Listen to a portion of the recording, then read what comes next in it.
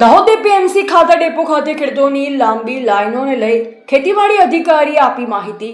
વોની પરિસ્થિતિને લઈ imported urea મોડું આવ્યું, પૂરેપૂરો જથ્થો સરકારે મંજૂર કરેલ છે અને પૂરેપૂરું મળશે।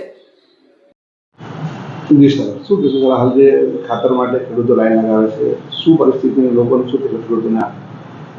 નમસ્કાર, સીએમ પટેલ, નાયબ ખેતી નિરીક્ષક દાહોદ। ખાસ ખેડૂતોની અપીલ અને નમ્ર વિનંતી છે કે હાલમાં દાહોદ જિલ્લામાં આપણા માટે ખાતરનો પર્યાપ્ત જથ્થો છે અને મળી રહેશે। કુલ અત્યારે આપણી પાસે 3000 તો મેટ્રિક ટન પોસ્ટ મશીનમાં પડીએ છે અને બાકીના 9000 આ મહિનાના અંત સુધીમાં મળી જશે। અને ખેડૂતોને ખાસ વિનંતી કે અત્યારે વરસાદ પણ માફક છે, એટલે થોડું યુરિયા પણ ભેજ હોય ત્યારે જ નાખે, જેથી કરીને આપણું ખાતર વેસ્ટ ના જાય।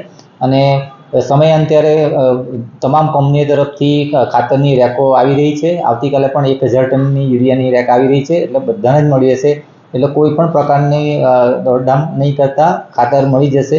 તમારે જે પ્રમાણે સ્ટેજ પ્રમાણે મકાઈના સ્ટેજ પ્રમાણે જ ખાતર લઈ જજો અને ધીમે ધીમે નાખજો। કોઈ ઉતાવળ પેનિક થવાની જરૂર નથી।